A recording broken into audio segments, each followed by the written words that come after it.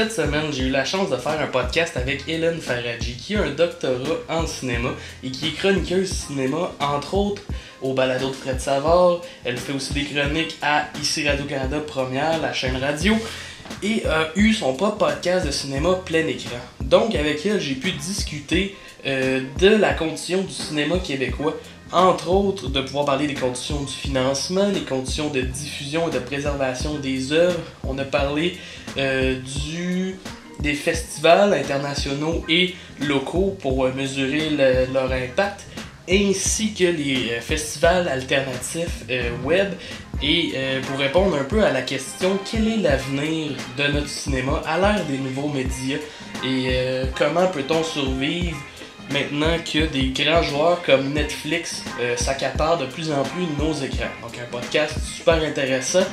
Malheureusement, je n'ai rien filmé de ça parce qu'il n'y a rien que je trouve plus ennuyeux que deux personnes assises autour d'une table qui se parlent. Donc je vous laisse avec des images de Mademoiselle et bon visionnement. On s'en parlait tantôt un petit peu. J'ai entendu pour la première fois tes chroniques à l'émission Première Vue à ma TV.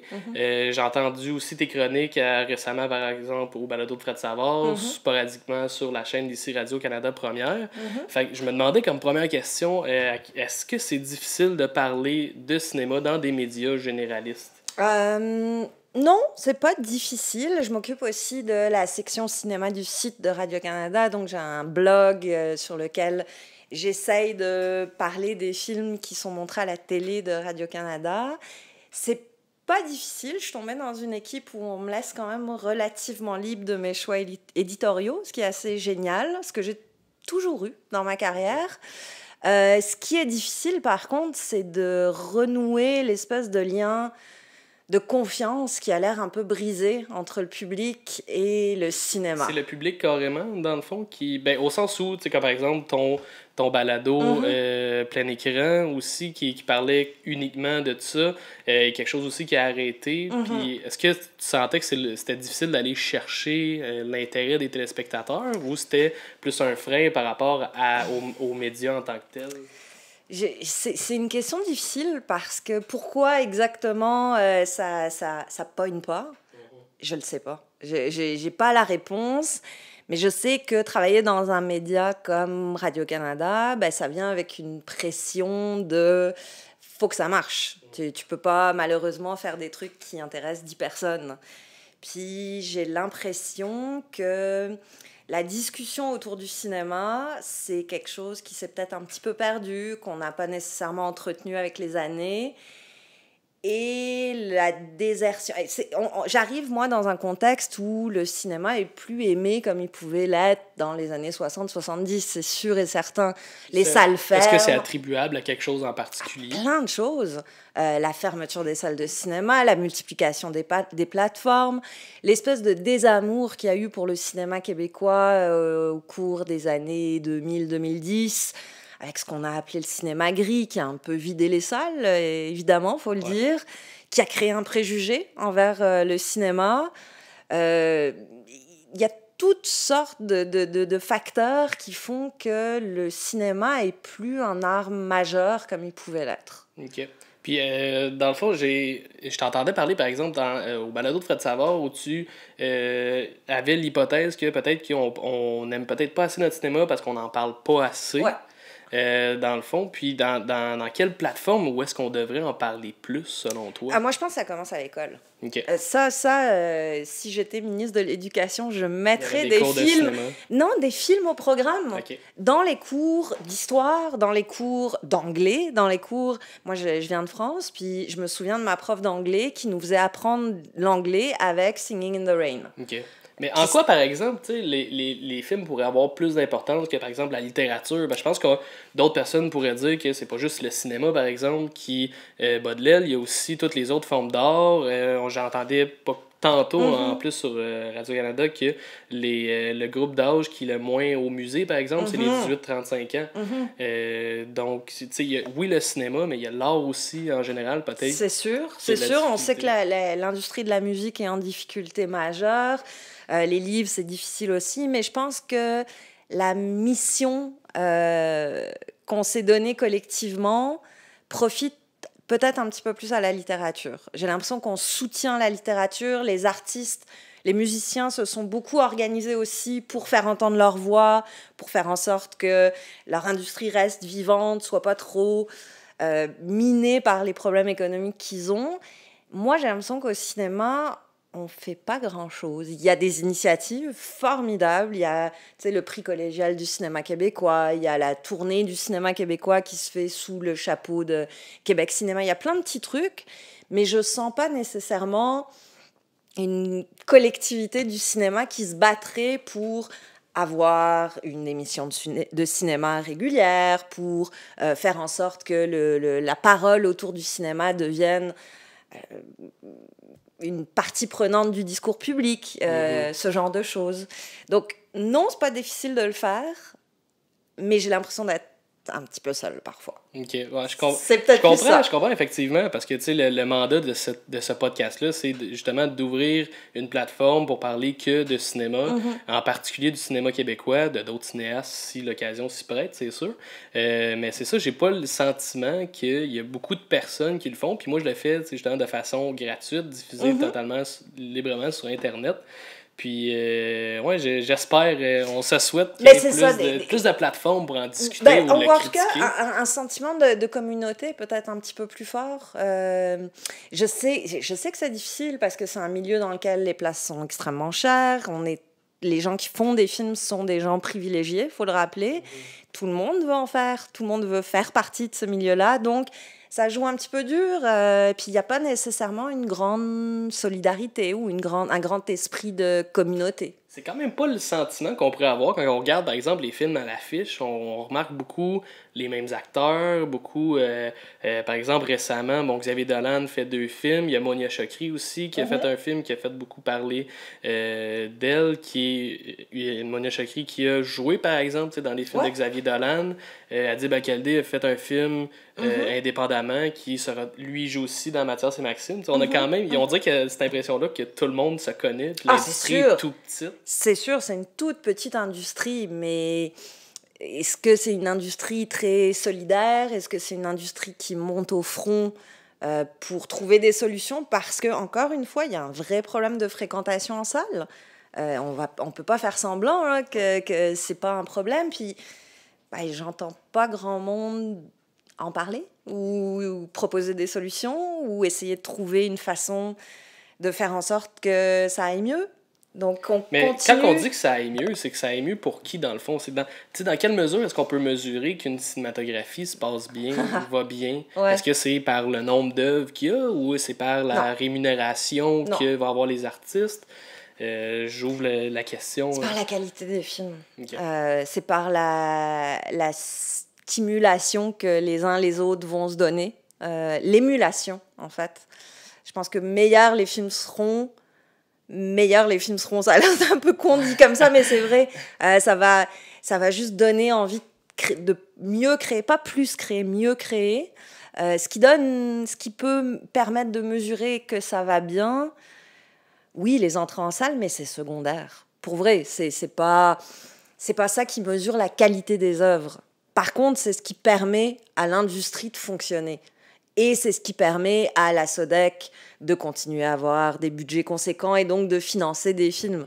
C'est un espèce de système qui s'auto-alimente. Donc oui, il faut qu'il y ait une part qui fonctionne, mais en même temps, c'est pas ce qui doit déterminer l'existence ou non des films. Moi, je pense que ce qui montre la santé d'une industrie comme le cinéma, c'est les films. Okay. C'est les films. Il n'y a pas d'autres lecteurs possibles. Prenant en compte ce que tu viens de dire, est-ce que tu dirais que le cinéma en ce moment québécois se porte bien ou se porte mieux qu'il pouvait se porter justement dans les années 2000 quand tu faisais référence qu'il y a eu une espèce de gros cliché du cinéma guéri québécois? Donc aujourd'hui, ça se passerait peut-être mieux ou c'est sur la voie, en voie de... Je pense que c'est en voie de parce que... Bon, là, maintenant, la nouvelle mode, en tout cas dans les commentateurs, c'est de parler du fait qu'il n'y a que des films qui parlent de l'adolescence. C'est vrai et pas vrai. Parce qu'on va de la comédie adolescente jusqu'au drame, En même temps, on a Il pleuvait des oiseaux. En même temps, on a Kwesipan. On a une variété qu'on n'avait peut-être pas il y a 10-15 ans. Faut quand même dire que Il pleut des oiseaux est quand même en dehors de la marge quand on se dit que le cinéma en général, même en dehors des frontières du Québec, et porte sur la jeunesse. Je pense que c'est Michael Haneke qui disait quand il a sorti Amour, par exemple, qui l'avait fait justement disant que c'est parce que tous les films portent sur les jeunes puis pas assez sur les vieux. Ouais, mais les cinéastes ont des préoccupations. Moi, je pense aussi qu'inconsciemment, puis ça c'est bien personnel comme théorie, mais j'ai l'impression que ça va tellement mal. Le monde dans lequel on vit est tellement en perte de repères, est tellement déstabilisé, personne ne sait où on va, on a l'impression que dans 2 ans, c'est la fin du monde, qu'on se retourne vers la jeunesse. Parce que c'est là qu'il y a de l'espoir, c'est là qu'il y a de la vie, c'est là qu'il y a encore un peu d'insouciance, qu'il y a encore... L'énergie de se battre. L'énergie de se battre, le rêve que quelque chose est possible. Et ça n'empêche pas qu'il y ait des films sur la vieillesse, évidemment, mais j'ai l'impression que ça vient peut-être plus de là que d'une mode.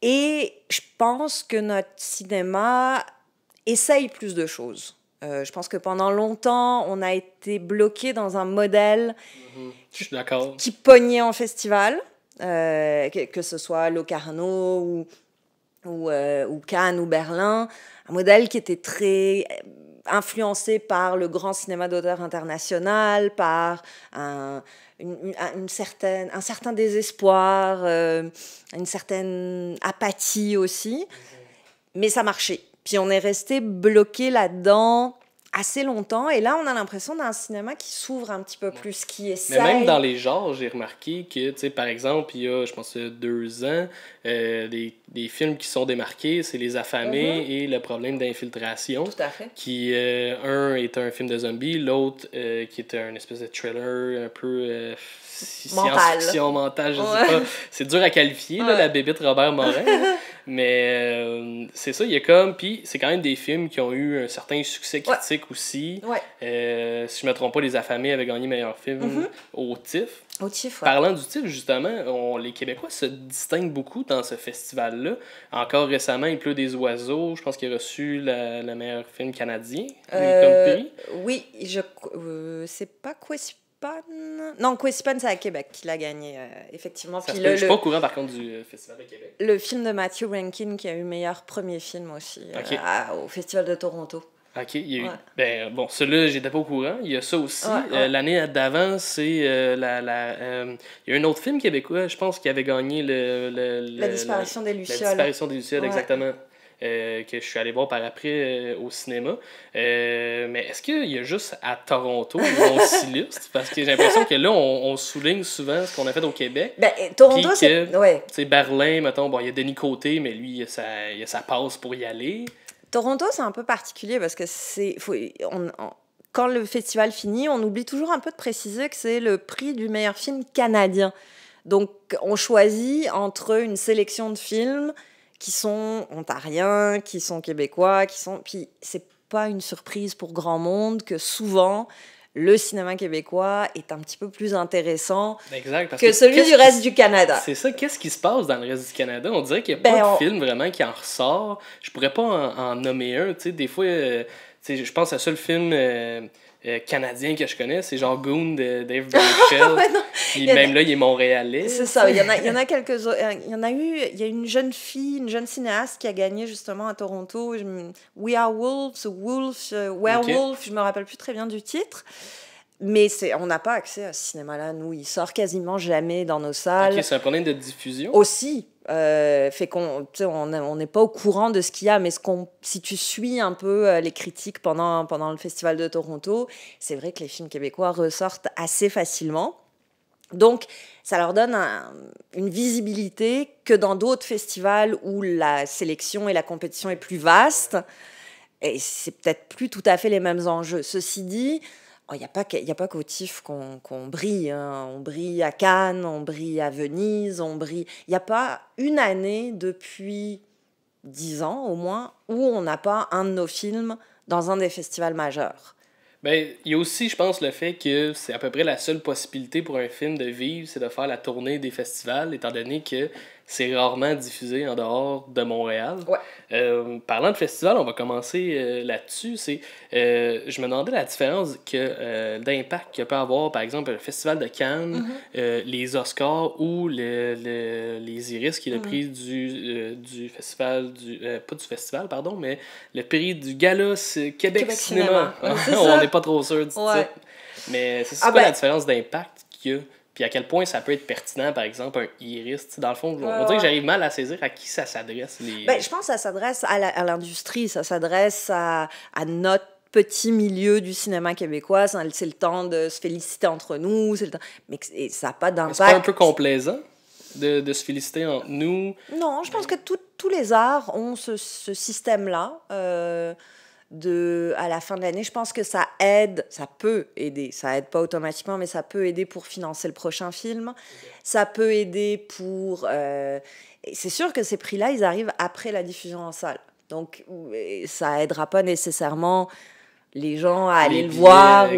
Sauf des fois, il y a des fois où, je me souviens, Les Affamés, on l'avait ressorti en salle après les Iris, justement pour profiter un peu de cet impact-là.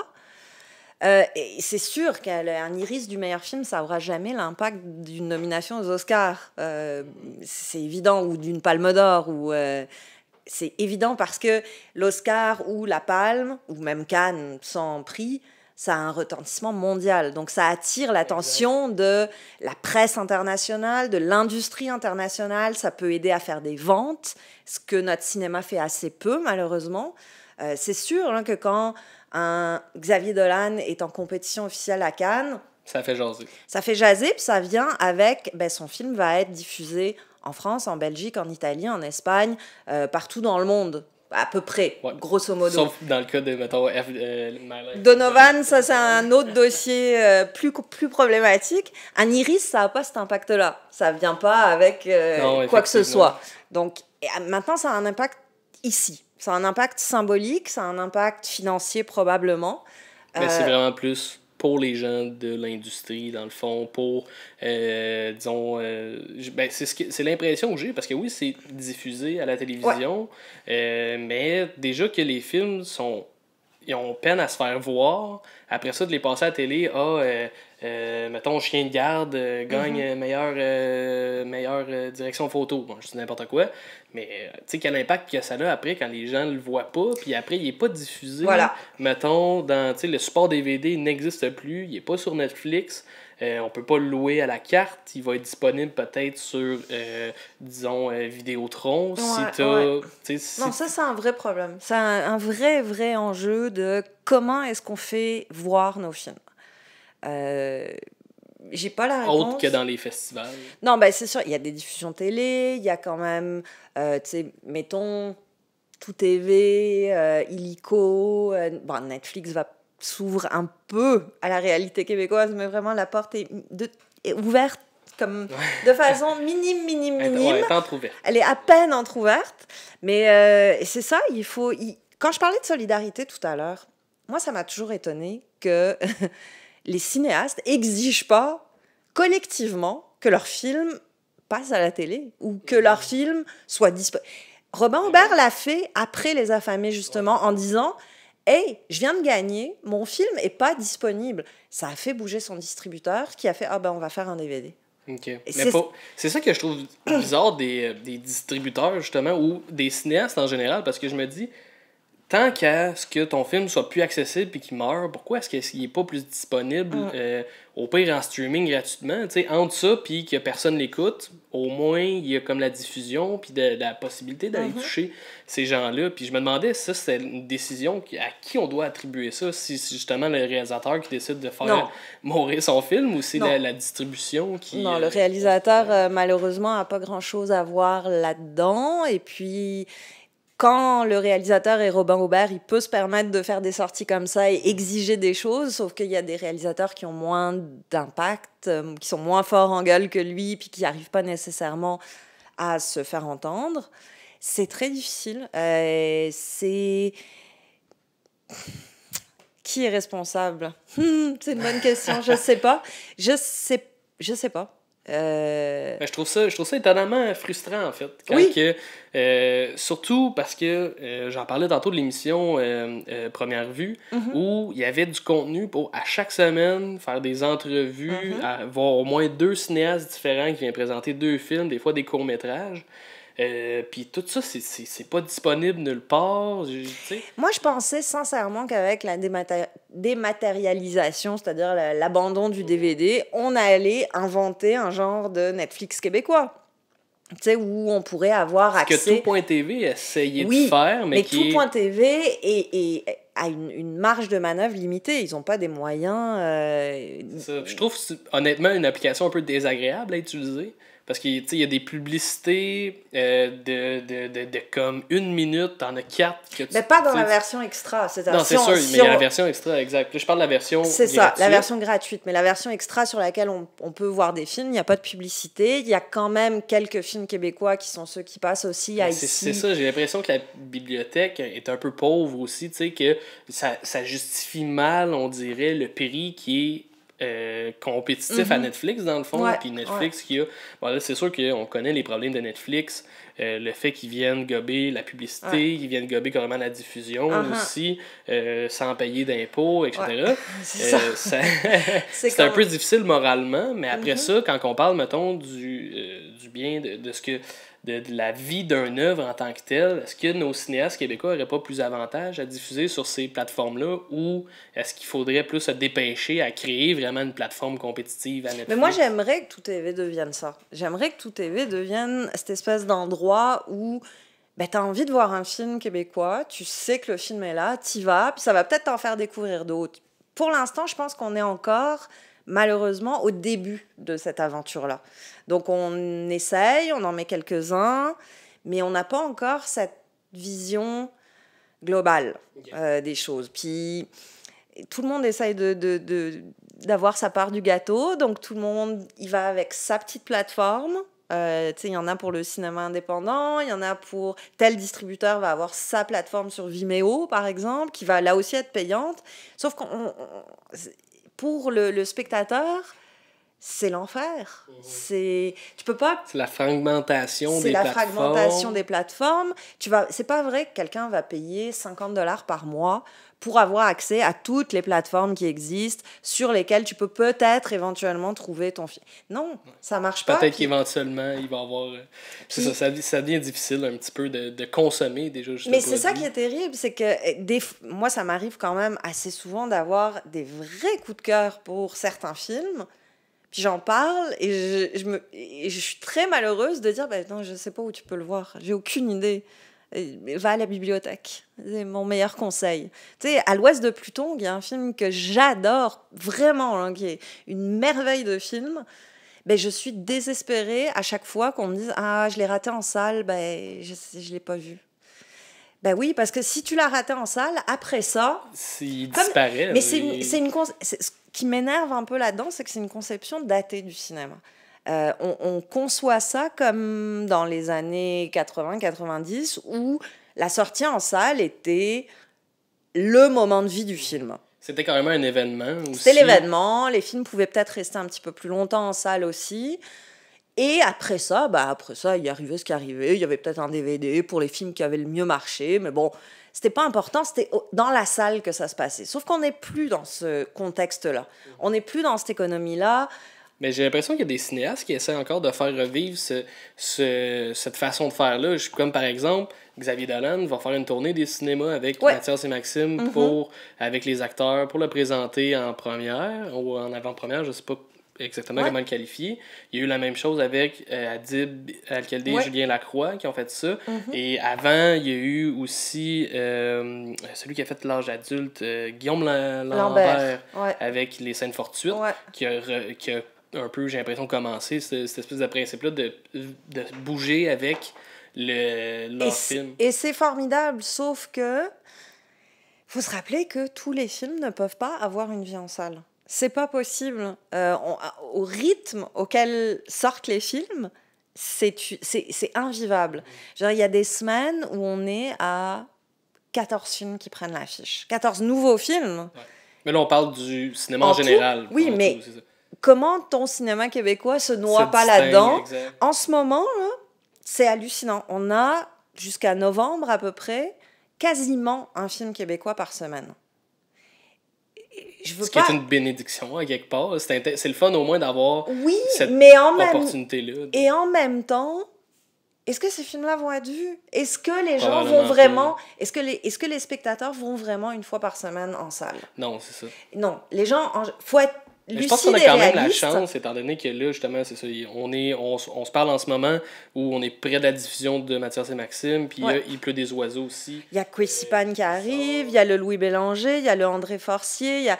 ça arrête pas jusqu'à novembre. Mais c'est sûr que je pense que les cinéastes que tu as nommés sont un peu plus nichés. Là, j'ai l'impression que Xavier Dolan, lui, déjà le nom, on le connaît, Oui. c'est une vedette. Ouais. Donc ça, Oui, puis il y c'est a sûr que l'effet- ça va probablement venir ramasser, Et étant il y a- donné qu'il a fait jaser aussi à Cannes. C'est ça, l'effet dont on parlait tout à l'heure. C'est sûr qu'il y a une curiosité, c'est sûr que ça va avoir un meilleur premier week-end que le petit film québécois indépendant dont personne n'a entendu parler, c'est sûr. Mais ça ne veut pas dire que le petit film indépendant québécois, il va pas être bon, puis il mérite pas d'avoir de l'amour aussi. Exact. Mais faut habiter à côté de Beaubien pour, Exact. pour Mais profiter de Mais tu vois, c'est drôle que tu dis ça. Je me souviens au moment où La femme de mon frère est sortie, et j'avais une amie qui habite à Laval qui m'a dit j'ai tellement envie de le voir. Vraiment, là, j'arrête pas de lire là-dessus, ça m'intrigue, j'ai envie d'y aller. Mais la seule solution pour moi, c'est d'aller au Beaubien. Mais c'est C'était le plus près. C'était Puis le plus c'est près étonnant pour- en plus parce qu'il y a eu quand même une bonne diffusion pour ce film-là. Par la suite, parce qu'on s'est rendu compte que c'était ridicule de le mettre dans 5 salles. Fait que là, on a fait, peut-être que finalement, on va quand même augmenter le nombre de salles dans lesquelles on le montre. Sauf qu'encore une fois, on ne peut pas donner ce traitement-là à tous les films. Et on peut peut-être pas avoir 40 films québécois qui sortent par année. Peut-être que c'est trop. Peut-être qu'il faut qu'on repense cette idée-là aussi. Ouais. Et donc, dans ce Ou cas-là... si c'est pas trop, il faut repenser au moins à la façon de le diffuser, que ça soit justement Exact. pas juste en salle. Exactement. Donc, on pourrait se dire, OK, on a 40 films québécois par année, mais il y en a 20 qui vont être en salle. Puis les autres, ceux qui n'auront pas ce privilège-là, ben, on leur donne une vitrine numérique. Ce qui n'est pas nécessairement une dévaluation. Non, exact. C'est C'est- surtout quand on prend en considération que les moyens pour écouter des films à la maison sont de plus en plus adéquats pour la... Tu sais, il y en a qui ont des TV 4K, tu sais, Oui, 50 puis- pouces, puis c'est probablement mieux que, Puis il y a que quand il plein va de être diffusé. cinéastes qui vont te dire ça aussi. Tous les films ne méritent pas le grand écran. Tu sais, Ad Astra, je pensais à ça, parce que je l'ai vu il n'y a pas longtemps, de James Gray, ça se voit sur grand écran, il n'y a aucun doute là-dessus.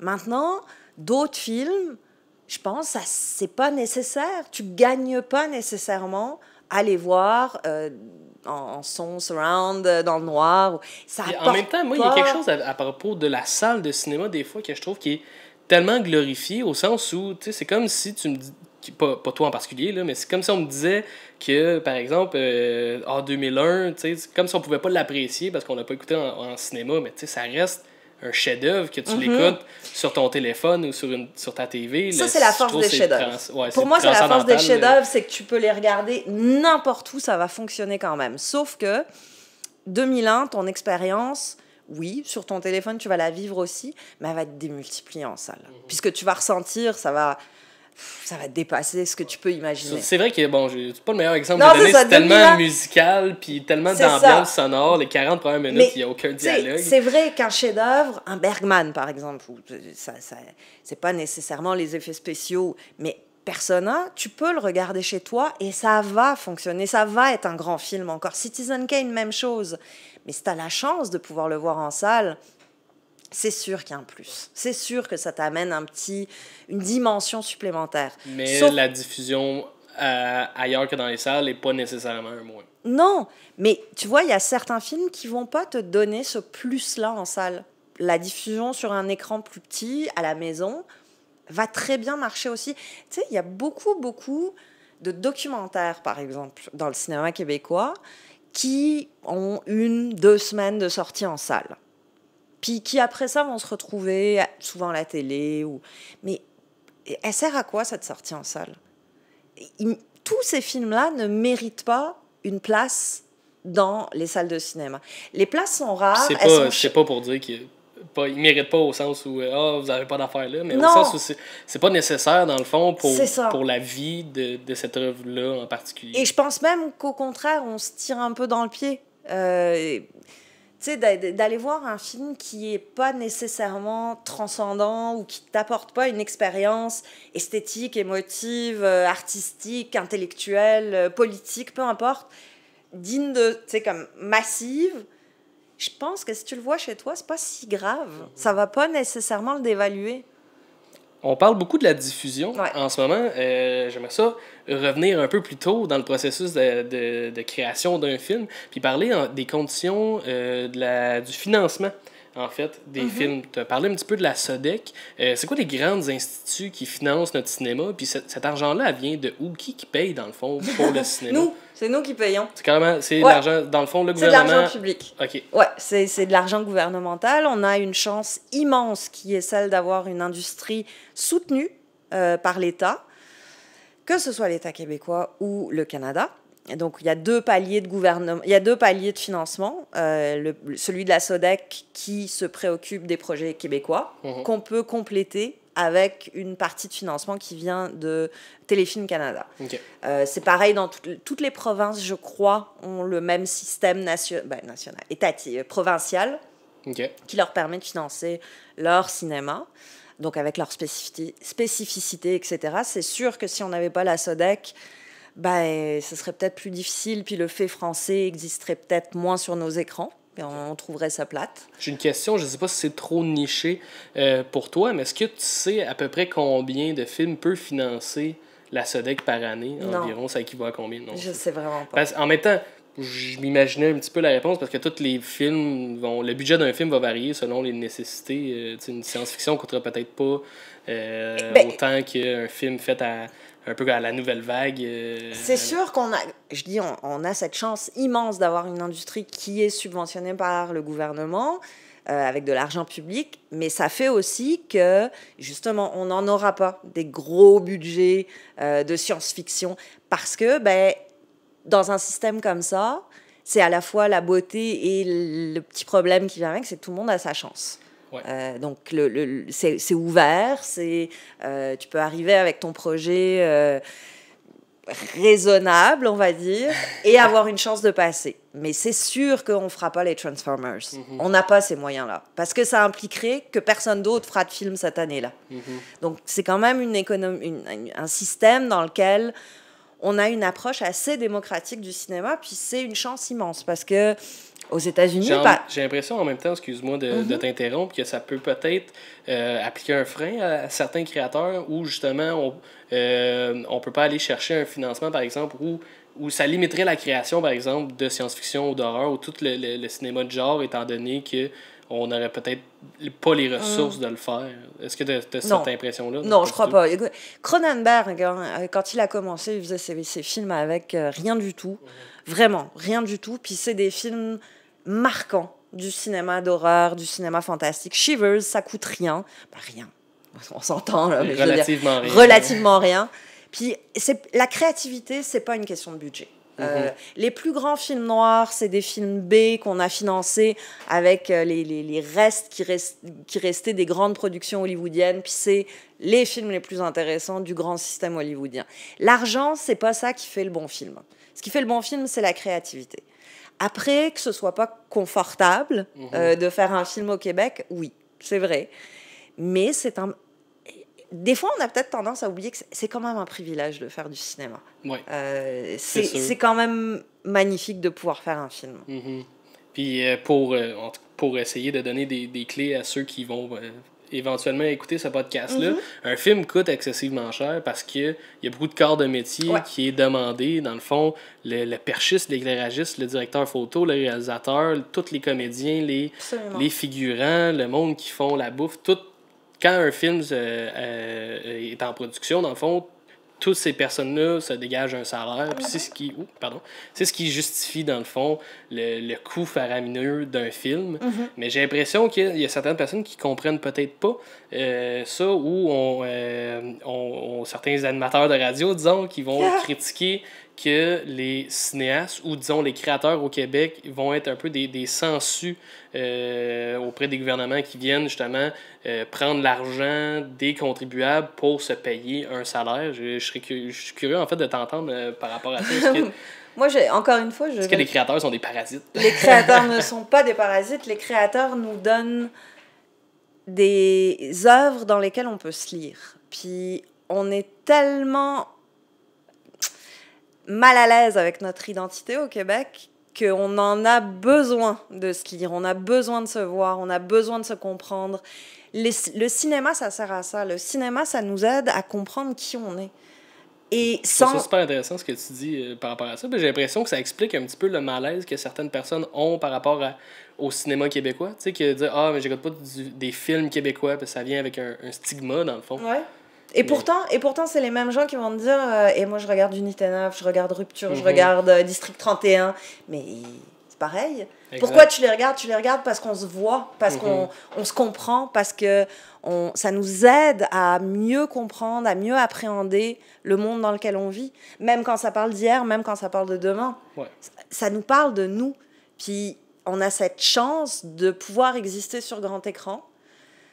Et ceux qui pensent que les créateurs sont des sangsues, malheureusement, je pense, voient ça par le tout petit bout de la lorgnette et comprennent pas le retour sur investissement que le cinéma donne. Il y a beaucoup de... Tu sais, Pierre Falardeau, la seule fois qu'il a fait de l'argent, c'est en faisant... c'est ça qu'il disait dans une entrevue, que la seule fois qu'il a fait de l'argent, c'est en faisant Elvis Gratton 2. Oui. Tu sais, puis il en a fait des films qui ont eu des supports financiers, puis même si c'est des millions de dollars pour une production, eux, ils vont à peine arriver flush avec leurs propres dépenses qu'ils ont dû investir. Les cinéastes québécois ne sont pas des millionnaires. Il faut tout de suite enlever cette idée-là de la tête des gens. Il y en a peut-être un ou deux là, qui s'en sortent très bien. Mais c'est souvent parce qu'ils ont la chance de faire autre chose. Ils font de la pub, ils font de la télé, mais ceux qui ne font que du cinéma, c'est pas des gens qui roulent sur l'or. Hein. Ça, c'est sûr et certain. C'est ça, nos plus grands cinéastes, ou disons ceux qui ont fait les plus grandes œuvres, comme Jean-Claude Lauzon, par exemple, avec Lolo, a fait longtemps de la publicité. Ouais. Puis célèbre entrevue, justement, où il dit qu'il doit faire, je le cite, là, petit galop sur les genoux des instituts. Denis Arcand aussi, qui a fait parmi les films les plus reconnus à l'international, doit encore ramper devant les instituts pour obtenir un financement. Mais ça, je veux pas attribuer de faute aux instituts. Non, c'est ça. En même temps, je veux dire, il y a aussi une limite dans ce qu'on peut faire par année. Je veux dire, je sais pas combien de projets sont déposés chaque année à la SODEC, mais ça doit probablement frôler la centaine. Donc, on ne peut pas tous les financer. C'est une question mathématique, de bête logique. Puis, c'est long faire un film. Ouais. Tu sais, t'as ton premier dépôt, souvent ça marche pas, donc t'attends l'année d'après pour refaire ton dépôt. Puis là, des fois, ça marche toujours pas, fait qu'il faut que t'attendes encore une autre année. Je suis juste pas sûr de le comprendre, en fait, parce que je connais un petit peu moins vraiment les processus de financement. Quand tu dis faire un premier dépôt, tu fais référence à quoi exactement? Mettons, tu peux faire un dépôt pour écrire ton scénario. Donc, tu dis, moi, j'aimerais écrire un scénario qui va parler de ça. Tu montes un dossier, vraiment, comme à l'école, là, pour une demande de bourse. Tu déposes ça physiquement à la SODEC, qui va examiner ton dossier et qui va ou non te donner des sous. Ça, c'est pour la partie scénario. Et une fois que tu as écrit ton scénario, là, tu passes au dépôt de production. Donc, pour véritablement faire le film. Ça peut prendre 5, 6, 7, 8 ans. Mais pendant ce temps, le cinéaste, les intérêts changent, mais le cinéaste, il faut qu'il mange aussi. Il faut qu'il paye son loyer. C'est comme tout le monde. Là. Donc oui, ceux qui ont de la chance de faire de la pub ou de la télé à côté, ils arrivent à s'en sortir, mais je ne suis pas certaine que quelqu'un qui déciderait de ne faire que du cinéma dans la vie pourrait imaginer une vie luxueuse ou bourgeoise, disons. Oui. Là, ça m'énerve parce que j'ai perdu une question. J'avais quelque chose de vraiment pertinent à dire, puis je l'ai perdu. Maudit. Ah, quel sujet? Je sais pas, on parlait de quoi il y a... Puis ça, comme je te disais, c'est pour ça que je me mets pas la pression. C'est pour ça que je fais du montage, là. Mais bon, ça va peut-être me revenir plus tard. Fait que je vais relancer une autre question. Ouais. On remarque justement dans le cinéma au Québec que les mêmes visages... je l'ai, ma question, c'est justement... parce qu'on parlait de la télévision. Puis que pourtant, c'est ça, il y a pas un fanatisme, là, mais il y a un intérêt, il y a une... tu sais, les gens sont fidèles à la télévision. Puis il n'y a pas cette fierté-là, on dirait, par rapport au cinéma. Et je me demandais, selon toi, qu'est-ce qui peut expliquer cette espèce de détachement-là du cinéma, mais qui est paradoxal un peu avec ce rapprochement-là de la télévision? Ouais. C'est... Quand t'es amoureux du cinéma, quand t'aimes le cinéma profondément, c'est très douloureux. C'est vraiment... C'est plate. J'aimerais ça qu'il y ait cette ferveur. Les deux se rapprochent de plus en mais plus. Bien sûr, c'est les mêmes acteurs, c'est souvent les mêmes réalisateurs, même si les gens le savent moins. Mais je veux dire, Cérébrum, par exemple, qui est une des séries radio-canadiennes là qui vient d'être lancée, il y a Guy Edouin à la réalisation. Sauf qu'on n'en parle pas parce que c'est pas nécessairement mis de l'avant. Bon, la télé te demande aucun effort. Tu rentres chez toi, tu allumes la télé, tu as un rendez-vous. Si tu le rates, tu le récupères sur le service numérique de la chaîne. Mais il n'y a pas le facteur se déplacer. Tu n'as pas à te déplacer, tu n'as pas à payer. Ouais. Symboliquement. Tu payes, mais tu ne le sais pas. Tu t'en rends pas compte. Donc, t'as pas... Aller au cinéma, ça demande un effort. Ça demande un déplacement, ça demande de payer son billet, ça demande de choisir le film, de trouver l'heure qui fonctionne, etc., etc. Il y a une facilité dans la télé que le cinéma aura jamais. Maintenant, tu sais, elles sont pas mal faites, les séries québécoises. Elles sont pas... C'est pas d'un côté, c'est pourri, la télé, mais c'est facile, puis de l'autre, le cinéma, c'est génial, puis vous faites pas l'effort. C'est pas du tout ça.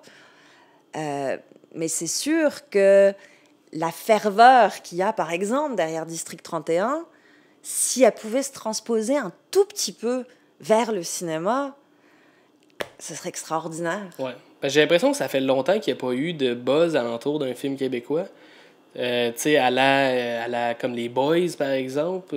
Quand même, Menteur vient de réussir un méga succès cette année.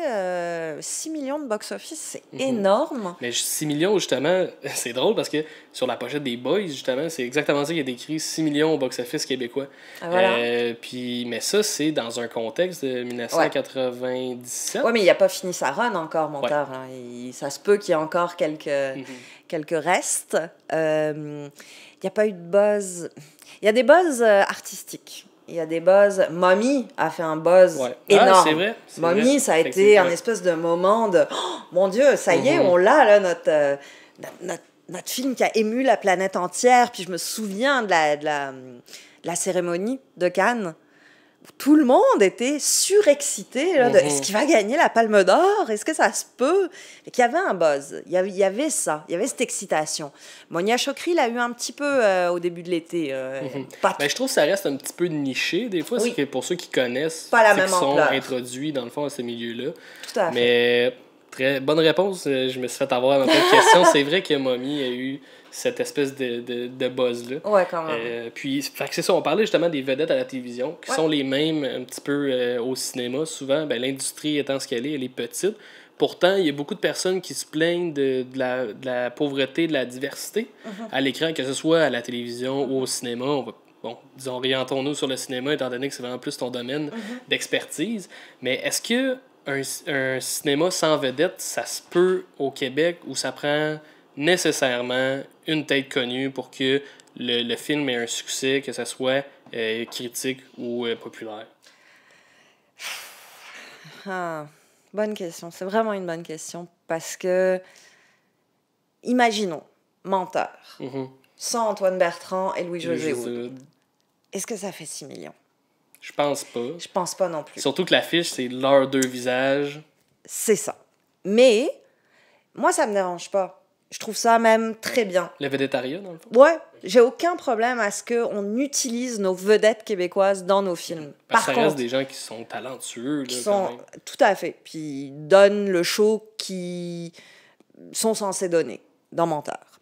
Maintenant, il faut qu'il y ait aussi de la place pour un cinéma pas de vedette. Je crois que les deux sont extrêmement importants. Je pense que tout à l'heure, on parlait de c'est quoi une industrie en santé. Ben, une industrie en santé, c'est une industrie où il y a Menteur, mais où il y a aussi Antigone, par exemple, de Sophie de Rasse, mais où il y a aussi un À l'Ouest de Pluton, mais où il y a des films qui vont ne pas reposer sur des vedettes. Fait que j'ai pas de problème à ce que les vedettes soient là. Au contraire, je pense que ça crée de l'engouement, ça crée de l'attrait, ça crée une envie d'aller au cinéma.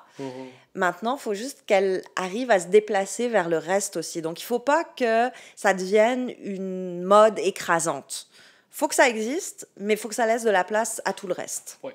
Qu'est-ce que tu penses, par exemple, de la diversité culturelle ou, tu sais, même dans la langue, je veux dire, c'est rare qu'on va entendre un accent français, même dans un film québécois. Non, sauf pour se foutre de la gueule des Français. Hein, ça, ouais. il y en a eu beaucoup. C'est vrai. C'est vrai, mais tu sais, pourtant... Ben oui, pourquoi il n'y a pas de diversité dans nos films? Écoute, pour des films qui sont seulement diffusés à Montréal, en plus. En même temps, c'est en train de changer. On le voit de plus en plus... des personnages afrodescendants, arabes, autochtones, plus de femmes, plus de représentants des communautés LGBTQ2+. Il y en a. Ça commence. On commence à s'en préoccuper. Ça arrive tard. Ça arrive très, très tard dans l'histoire du cinéma québécois. Mais, encore une fois, moi, je crois que le cinéma, c'est ça. Ça nous dit qui on est. Fait que ce que ça nous a dit dans le passé, en nous montrant des personnages principalement blancs, ben ça nous montrait un problème, sauf qu'on n'a pas voulu le voir. Maintenant, on le voit. Puis j'espère que nos écrans vont comprendre que la réalité du Québec, pas juste de Montréal, hein, mais du de Québec, ceux qui vont consommer, en bout de ligne, ces films-là. c'est pas une réalité blanche et masculine. C'est beaucoup plus large et vaste que ça. Puis on ne peut... Tu sais, je pense à un film comme Montréal la Blanche, qui est une splendeur de film, une beauté. Un chauffeur de taxi algérien qui va faire la rencontre d'une femme tunisienne, je crois. Puis c'est d'une beauté. Hein. Puis ça nous parle de nous. En plein hiver. Puis ça nous parle de nous, de la beauté des rencontres, de la générosité, de la solidarité. Qu'est-ce qu'on s'en fout que le personnage soit d'origine algérienne? Ça le rend... Tu sais... C'est un vecteur aussi magnifique que n'importe quel autre vecteur.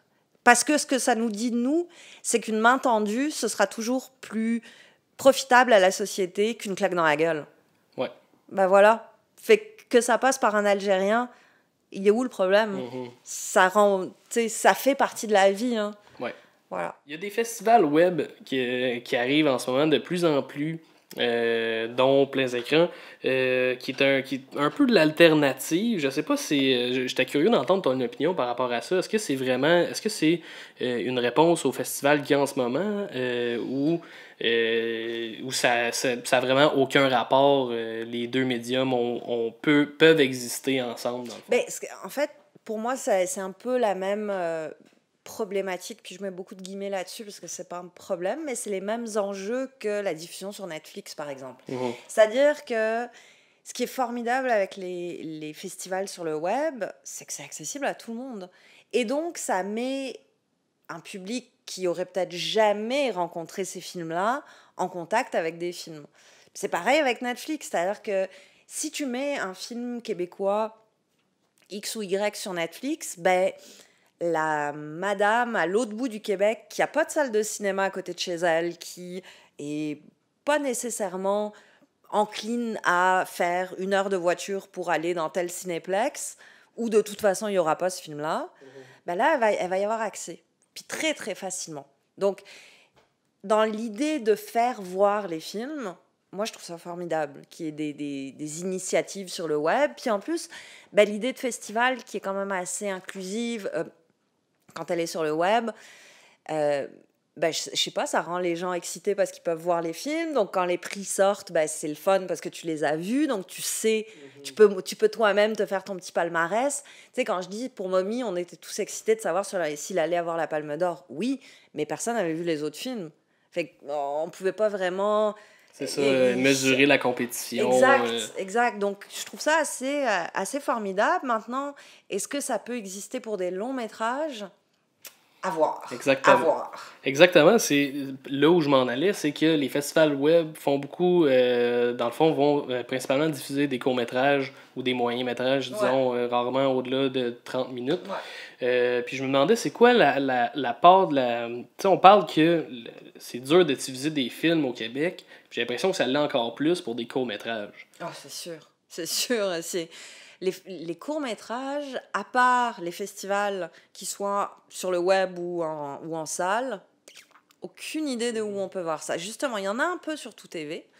Il y a une initiative au moment des Iris qui permet de rendre disponible, je crois, si je ne me trompe pas, tous les nommés à l'Iris du court-métrage de fiction et à l'Iris du court-métrage documentaire gratuitement pendant quelques semaines avant et quelques semaines après.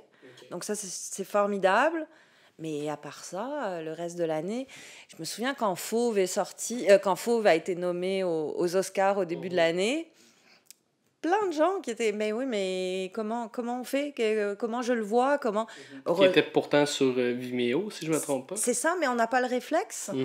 Nous qui sommes un peu dans le milieu, on l'a parce qu'on a l'habitude, mais pour monsieur et madame tout le monde, on leur dit Fauve est nommé, on leur dit faut être fier, ok, mais... C'est quoi Fauve? C'est quoi Fauve? Où est-ce que je le vois? Comment ça marche?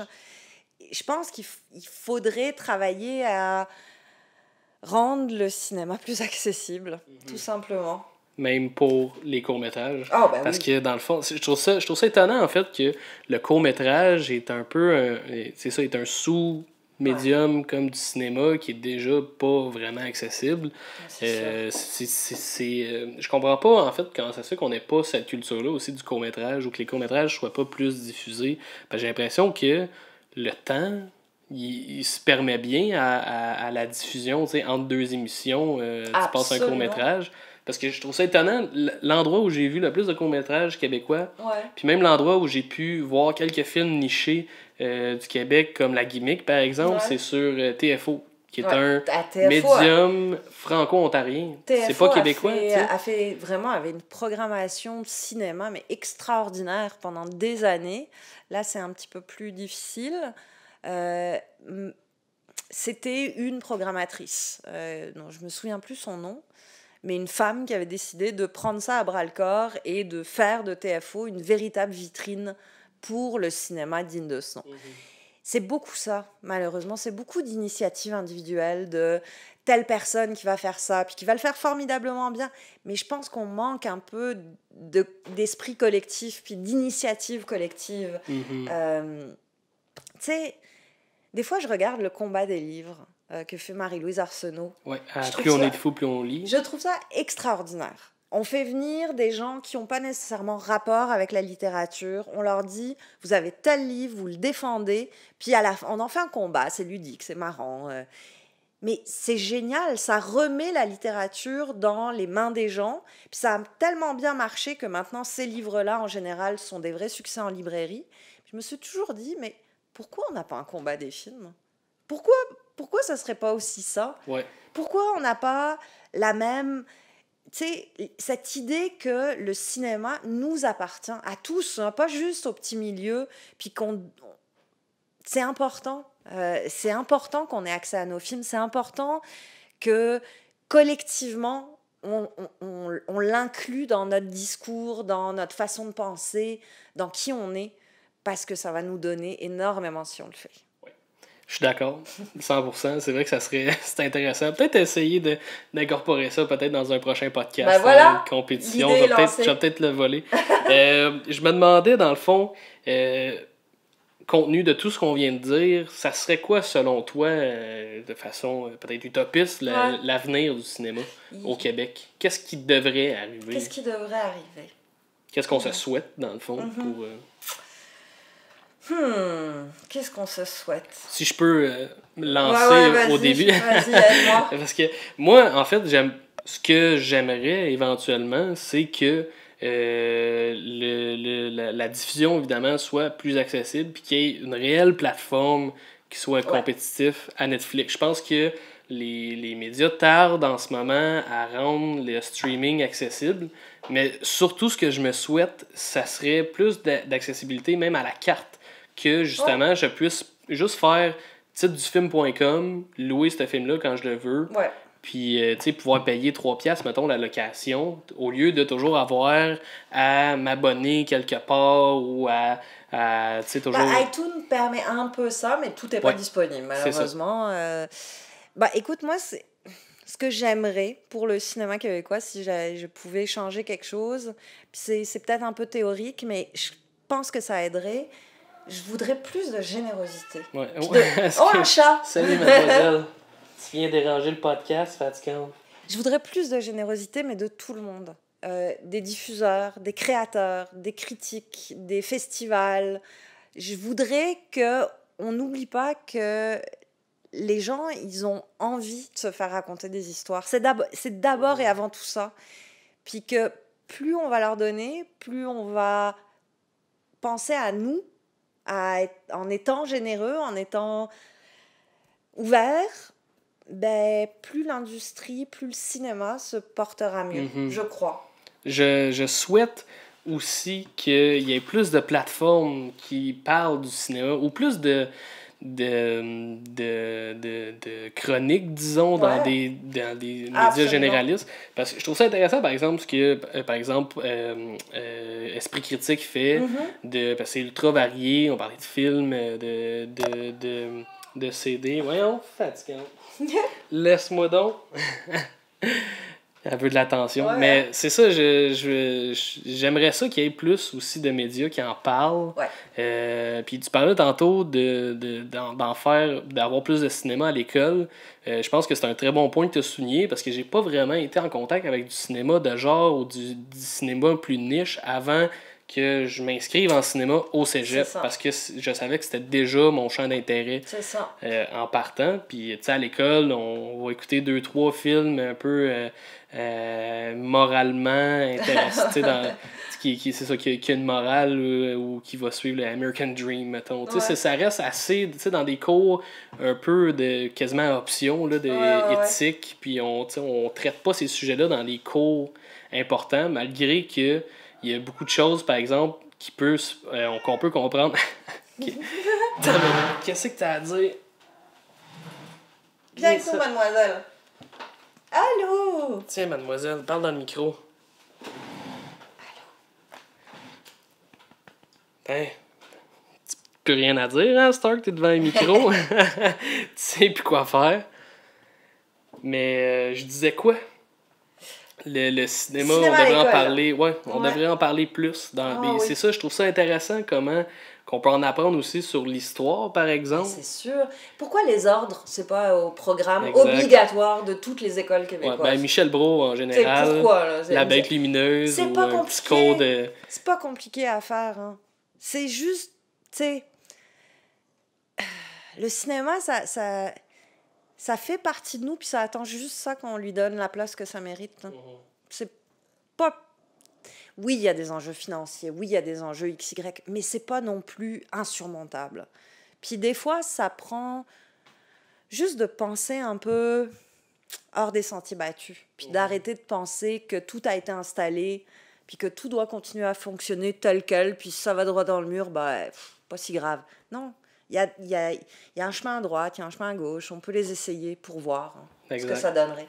En terminant, une suggestion cinématographique du répertoire québécois. Ouh!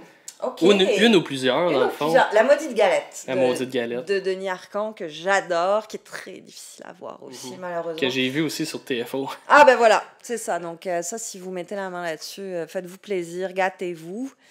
Je disais à l'ouest de Pluton. Extraordinaire. Mais j'aime beaucoup aussi les faux documentaires. Je suis assez sensible à ça. Le premier film québécois que j'ai vu en arrivant ici, c'est Yes Sir Madame de Robert Morin. Ouais.